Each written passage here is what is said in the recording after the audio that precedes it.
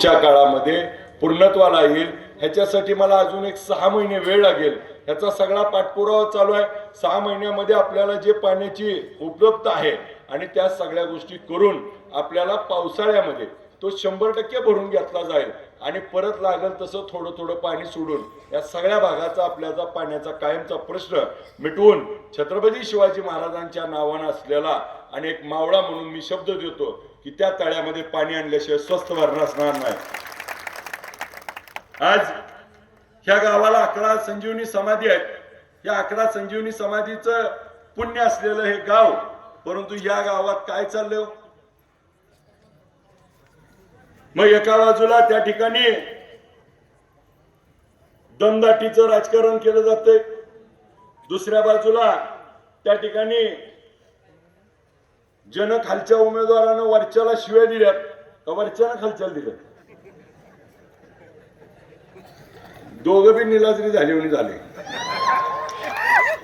एकमेकाच्या शिव्या खाती ती आणि पुन्हा हातात हात धरून उभारती ती। आणि मग एका बाजूला त्या ठिकाणी आपणच पुण्याला जाऊन आंदोलन केलं, पुण्याला अंगावर तेल टाकून घेतलं, वरचं लय वाईट आहे, वरचं चोर आहे, वरचं भ्रष्टाचारी आहे, किती वाईट आहे, किती समजून सांगितलं। पुण्यात जाऊन आख्या तालुक्याला कळालं। बरं मला हळूच सगळी कागद पाठवून दिली विधानसभेत बोला म्हणून, मला बी दिली। बरं म्हणलं आता ह्या दोघांचं काय आहे माहिती घेतली तर ही गडी तळ्यात बी खातय।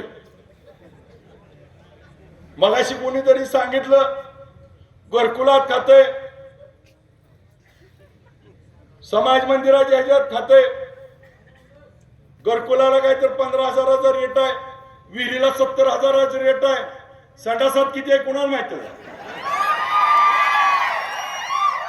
अरे पण गेले अनेक वर्ष तुम्ही सत्ता भोगत असता, जर तुम्ही भ्रष्टाचाराच्या बाबतीमध्ये तुम्हाला स्पष्टीकरण देता येत नसेल तर मत मागताना आज या पट्ट्याला 1.25 वर्ष झालं एका माणसानं सांगावं 1 रुपया कुणाकडनं अधिकाऱ्याकडनं कुणाकडनं घेतलाय म्हणून।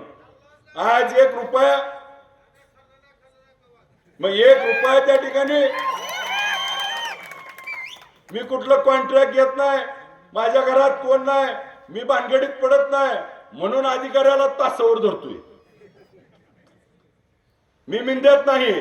आणि पुढच्या काळात देखील आपल्या या भागातला जो हे भ्रष्टाचार आहे, आता जसं पाटील सरांनी सांगितलं भ्रष्टाचार मुक्त करकम करायची ही निवडणूक आहे।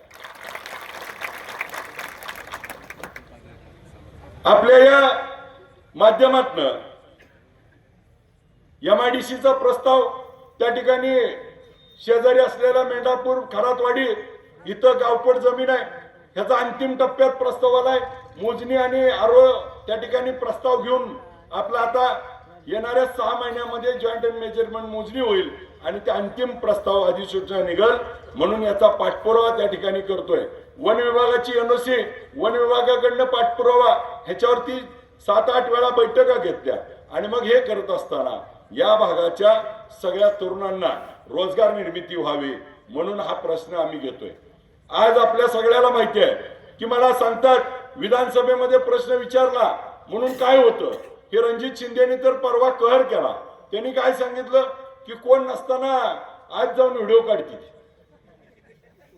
मग इतकं बालिश आहे म्हणून तर ह्याला पाडलंय लोकांनी। आता पालकमंत्री काय म्हणले, माड्याचा पालकमंत्री रणजित शिंदे। मला लक्षात आलं की बारकी पोर गोट्या खेळती ती बघा, हरल्यावर कसं असतं उलुलुलू तू जिंकला, तसं ती त्याला म्हणते उलुलू तूच पालकमंत्री, लगा